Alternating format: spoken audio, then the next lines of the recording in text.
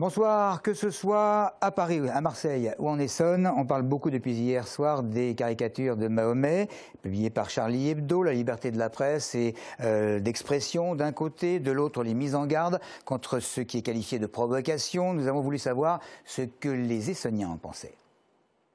Et je pense qu'à partir du moment où on commence à choquer une certaine partie de la population, que ce soit une minorité ou une majorité, ça devient plus de la liberté d'expression, ça devient purement de la provocation. Personnellement, je ne me permettrais pas de parler pour insulter des gens ou quoi qu'est-ce, même si j'ai des opinions, etc. La seule limite que je vois pour la liberté d'expression, c'est le respect. Parce que si, entre les individus, s'il manque de respect, c'est vraiment le seul truc qui peut créer des conflits. On vit dans une société qui est démocratique. Puis la démocratie, elle a ses limites. Donc il faut accepter un certain nombre de choses. Puis le revers de la médaille, c'est qu'on a en retour l'étard de la démocratie. On vit sur des contradictions complètes dans notre société. Et où on les assume pas. Maintenant, voilà, on est en France. Le traité européen, pomme de discorde ou de désaccord entre parlementaires et même parlementaires au sein du même parti, c'est le cas du Parti socialiste, où l'aile gauche, Jérôme Guedj en tête, y est opposé. Le député et président du Conseil général estime que ce traité est une mauvaise réponse à la crise. Dans le Nouvel Observateur, Jérôme Guedj confirme qu'il s'agit sur le traité d'un non au soutien de la politique du chef de l'État, mais que pour le reste, faisant partie de la majorité, il vote la déclaration de politique générale du Premier ministre. Autre député essonnien particulièrement concerné par le sujet, Nicolas Dupont-Aignan. Aujourd'hui, il avait donné rendez-vous à quelques militants de Debout la République, son parti, place Beauvau à Paris, pour se rendre devant le palais de l'Élysée. Le but, tout simplement, de déposer les 10 000 signatures de la pétition pour un référendum justement sur le nouveau traité européen. Audrey Coll était sur place.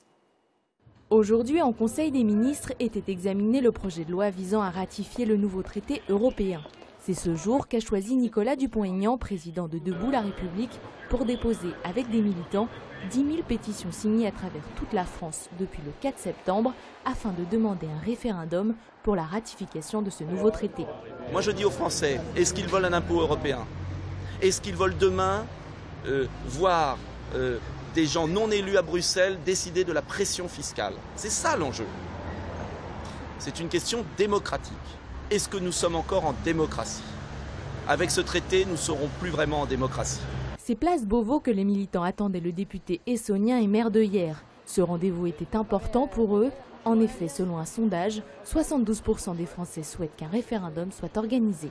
Il faut remettre la démocratie au cœur de notre système, au cœur de la République. Maintenant qu'on veut nous imposer encore une austérité plus grande, il faut vraiment demander la démocratie au lieu d'une technocratie qui gère ses intérêts particuliers et pas l'intérêt général de la France et des Européens. Le dépôt à l'Élysée des pétitions fut brève, mais pour Nicolas Dupont-Aignan, cela était nécessaire. Pour les militants, cette action est un premier appel du peuple au gouvernement. Ils espèrent tous que d'autres partis politiques suivent leur exemple. On passe au nouveau parti de Jean-Louis Borloo, l'UDI, l'Union des démocrates et indépendants. Il a été officialisé il y a quelques heures seulement et comme il a vocation à rassembler tous les centristes et modérés sur le modèle de la défunte UDF, Nicolas Rougol, le président de la fédération Nouveau Centre de l'Essonne, a salué cette création, tout comme son président Hervé Morin. Il souhaite, dit-il, reconstruire, je cite, une force centriste unie en proposant un projet politique profondément novateur, résolument européen et humaniste. Fin de citation. On passe à la conférence de rentrée à Évry du successeur de Manuel Valls, autrement dit Francis Choix, à l'hôtel de ville. Francis Choix qui a bien pris la mesure de son fauteuil de maire et a évoqué un certain nombre de priorités auxquelles l'équipe municipale a décidé de s'atteler le plus rapidement possible. Une municipalité bien décidée à innover sur le logement, sur la sécurité et l'école bien sûr. C'est l'école, c'est la réussite des gamins, c'est l'emploi des jeunes. Contrat d'avenir, Évry sera candidate pour créer plusieurs dizaines d'emplois d'avenir, avant même la fin de l'année civile 2012. Et puis c'est la participation à la consultation que le ministre de l'Éducation nationale a lancée sur l'organisation des rythmes scolaires, parce que c'est une question tout à fait clé pour la réussite des gamins.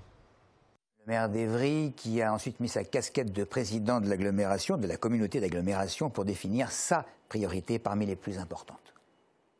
La priorité du président de l'agglomération, c'est d'entrer maintenant dans le vif du travail sur la réalisation du projet du Grand Stade, avec la Fédération française de rugby, avec la mairie de Ris-Orangis. Nous allons lancer une consultation d'urbanistes pour définir le projet urbain qui doit entourer l'équipement du Grand Stade. C'était prévu, ça a été confirmé il y a quelques heures en comité d'entreprise, cessation provisoire du travail pour les 900 salariés d'Altis d'ici 15 jours.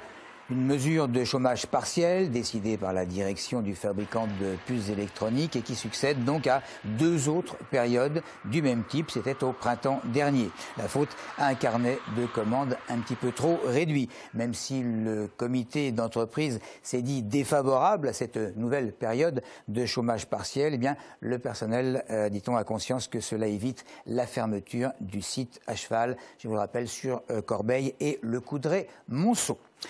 Recycler le verre, recycler le papier ou le plastique, c'est évidemment rentré dans les normes, mais le béton à recycler, les matériaux de construction, c'est moins courant. Pourtant, une société s'est spécialisée dans ce domaine, c'est Iprema. Elle a une plateforme à Massy, on voit ça avec Claire Colombel.